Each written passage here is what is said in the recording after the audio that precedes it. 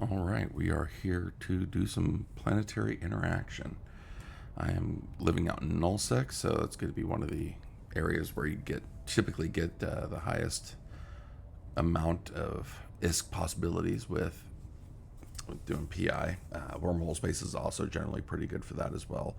And some people do, depending on the area you're in and the mechanics for the time, you can also do fairly well in null sec or in low sec as well.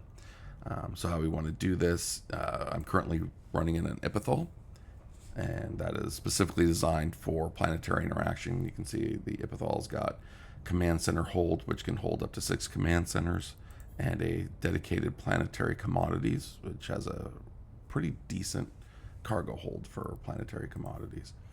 Before you get set up, figure out what planets you're going to be on. There's a whole methodology involved with that can be kind of specific, but if you're willing to do a little pre-gaming, essentially, you can find out what planets have the most amount of what material and kind of base what you want to build on the availability of the richest material in that system. Once you've done that, in this case, we're just going to do, lava and oceanic because I've already got some set up. Technically, this character is only doing like the P2 and P3 material. So, and it's just exhausting some of the current material before I move over into a whole nother system. But yeah, I want to keep them in your command hold because you will need to undock with that in your ship in order to establish the command center. I'll go ahead and undock with the pretty new visuals that they have. Stop the ship. Kind of look away. That way you can look out into space. So what we're going to do in this case, so I've already got a lava system, or a lava planet doing some P2 material. So let's go back to planets and go to the other lava system or planet in this system. You're going to go to View Planetary Industry.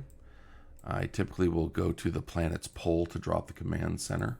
Doesn't really matter where you put it, but it's a little bit easier, especially on planets like this where the background could be pretty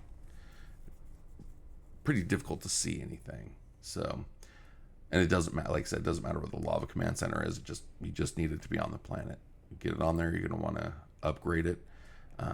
In most instances, unless you're doing like real pro PI stuff, you'll just keep it up to 5.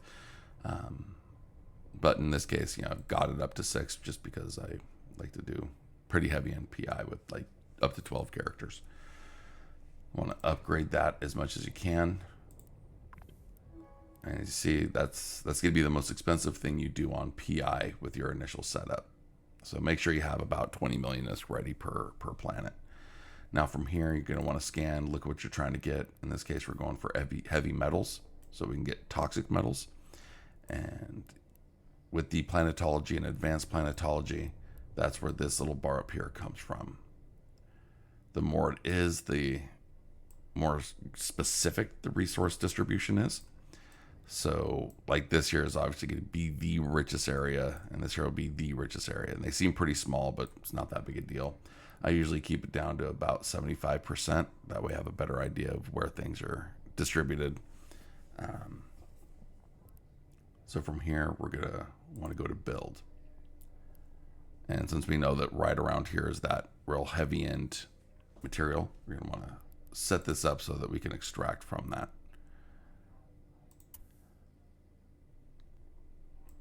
Okay, so that is the extraction head. You'll want to kind of come in close because when we're putting all this together, we want to try to get as close as possible for when we're creating the link, because the link cost is depending on how distant it is. So we're going to go down to lava storage.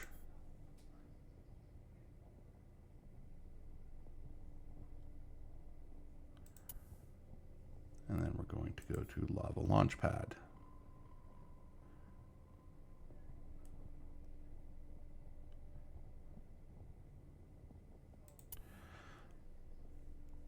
Submit that. Now the reason we're doing that is everything that you're extracting from the head will go into the storage, but then everything that you are routing, anything that you're actually building on this will be directed to the launch pad. Now you want to create the links. And in this particular instance, we're out in an area where this could be pretty rich on material, so you might want to consider upgrading this just the one time. I've never had a situation where I've brought in so much material per cycle that I needed to do it a second time. Once is typically enough, and it's not too expensive to do that as far. And by expensive, I mean on the power grid. So from here, this is going to be your initial setup. Then you go to Lava Basic Industry Facility. And again, you want to try to keep it all as close as you can.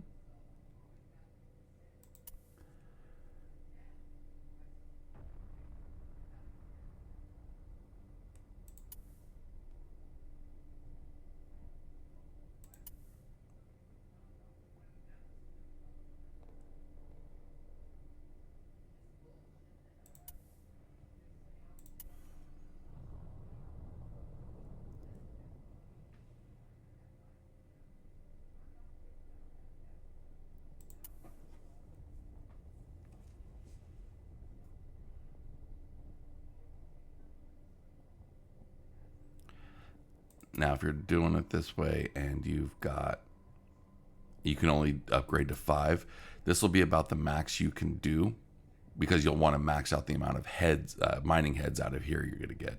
But when you've got up to level 6, you can typically do 2 more, so you can do a total of 10 of the P1 factories. So we're going to submit that. And again, establish those, but as you can see, that's radically cheaper than the initial upgrade for the command center. I'm going to create links. You do want to be a little careful with these links. You don't want them to have to link more than 4 jumps to get material or to drop off material. If you're doing, say, 5 or 6, a lot of times that material can kind of get lost in the way. I'm sure there's been some work on that over the years, but sometimes Eve devs like to take their time on fixing little bugs like that, because they figured, well, players figure a way around it so it doesn't become that important. Now, as you can see, everything's red, kind of blinking like, hey, nothing's going on, you're not doing anything. This is correct. So let's go ahead and get an install extraction program going. So of course, everything we were just looking at goes away, because you need to select down here what you're looking to get. These are all the things that can be extracted on this specific planet. In this case, we're going heavy metals. So this will extract the actual mining heads, and you want to always be in a position to have all of these going, because of course this is where the money really comes in. This is your base material.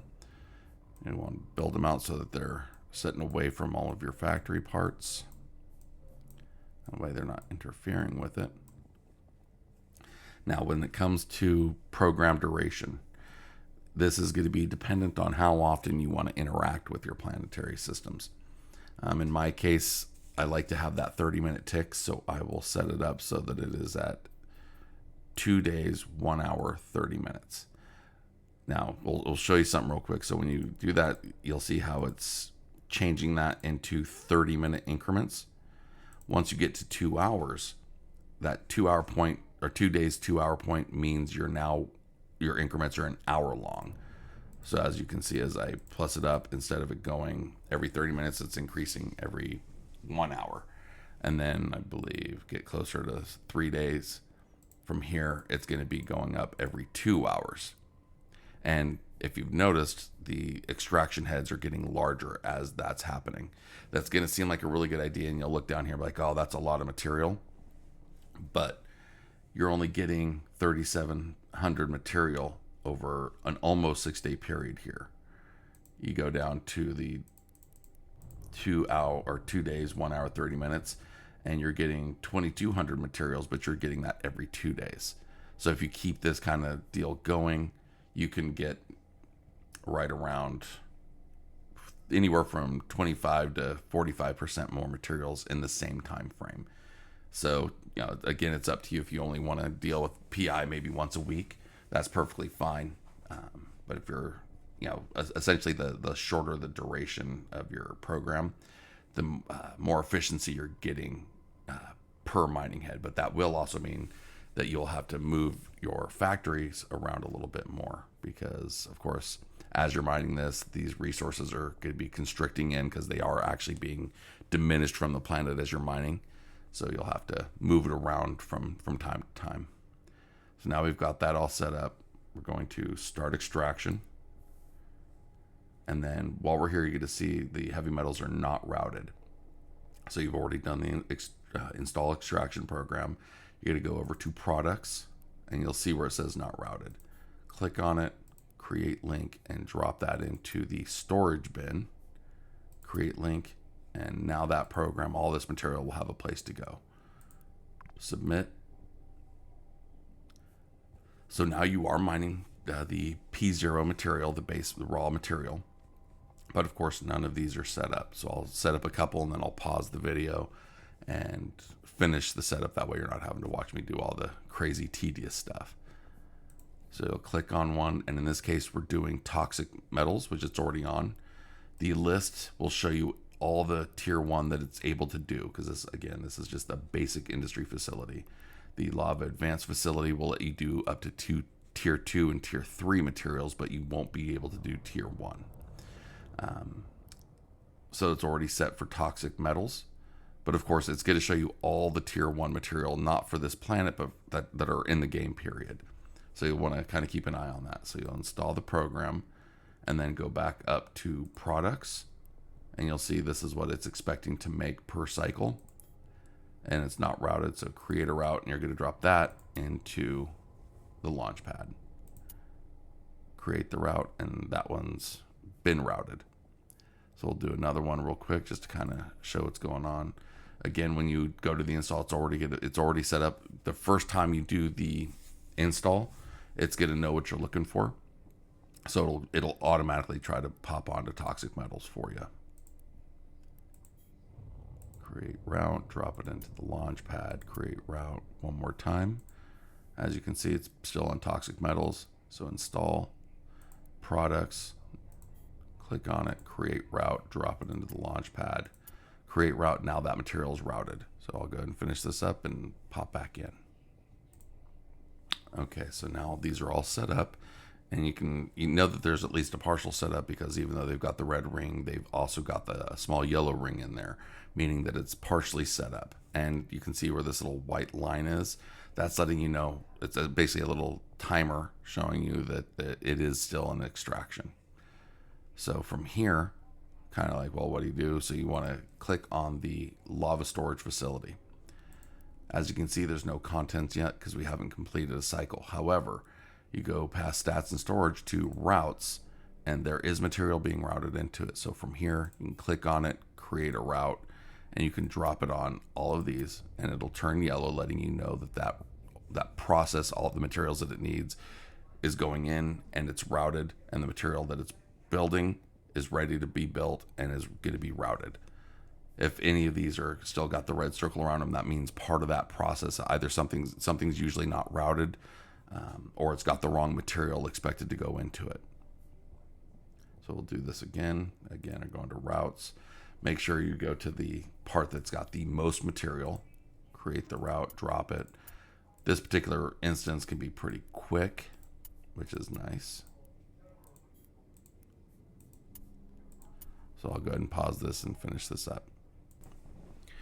Okay, so as you can see, those are all done. You'll hit submit, and that process is ready to go.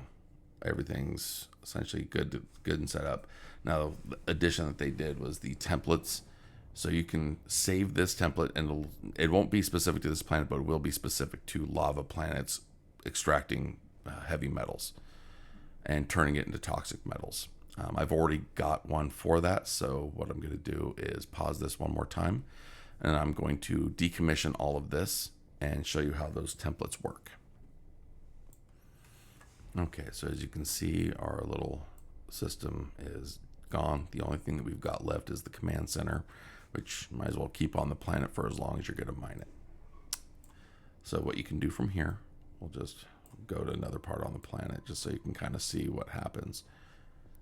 You go to open templates, And as you can see, I've already got a bunch of them here, including blank P2 layout and stuff, which we'll go over in another video. Now we have this here. I've already got that for another planet, but I'm going to use a specific one that I've put together for PI test heavy metals. You're going to load that, and it's going to go to a spot, and as you can see, it looks exactly the same. Now it is a bit, the colors are a bit faded. That's letting you know that it hasn't actually been established. Great thing about this is, let's say you've had to decommission all of this because you've already mined out this whole circular spot enough that you're not pulling in the kind of materials that you're looking for. Once you do this, you can actually move this whole thing around. You have to do it kind of at the edges, but you can move it around where you want it to be. So let's just drop it down over here just for fun. You confirm and install. And you can see power grid, CPUs all going up. It's creating everything. And as that flashed, that was it establishing all of the routes and materials going in and out, including setting up the toxic metals. So this is almost 100% good to go. It's like 90% good to go. What you need to do from here, and close that out. Well, you'll have to submit so it actually creates it. I always forget that part. Install the program, go back to heavy metals, set your duration. Not really going to matter. Install all the heads that you can. Get them put wherever you're going to put. From here, you can kind of see down here, as you're dropping your heads, what the expected return on that material is going to be. So this will allow you to kind of specify a little bit where you want that head to drop. I wouldn't waste too much time getting too crazy in there, especially if you're getting over 1,500 materials on your initial drop, because it's not going to be that much of a difference. I usually end up having a problem where I have too much P1 material. That's just, I'm like, okay, this is kind of overburdening. So then you're going to start that extraction, go and route that into the storage bin, submit it, and you're good to go. The great thing with that is you can use that same template. If you don't install anything on these, you can use essentially a blank template where it's got this set up, nothing installed, and you can drop it on any planet and then go through that process and install. And it pretty much takes away the need for you to specifically drop and build the routes and stuff. You'll still have to create routes within the system, but it does eliminate, the first half of the construction process on a new planet. But in this instance, because it's already specific to what you're trying to build on this planet, keep it saved, and it'll keep it across all of your EVE accounts that are being derived from that same root directory on your computer. So even if you, like in my case, I've got some PI characters that can only do level 5 power grid. So it can only upgrade to the command center to level 5. You get this set up, have it set up there, and then you can literally just click on that, decommission it, and you drop 2 of those, and that's enough to keep everything going. You're going to do a little bit less P1 production, but really that's not going to be that big a deal, especially when you're dealing with multiple days. And that is how you do the PI raw material to PI refined material.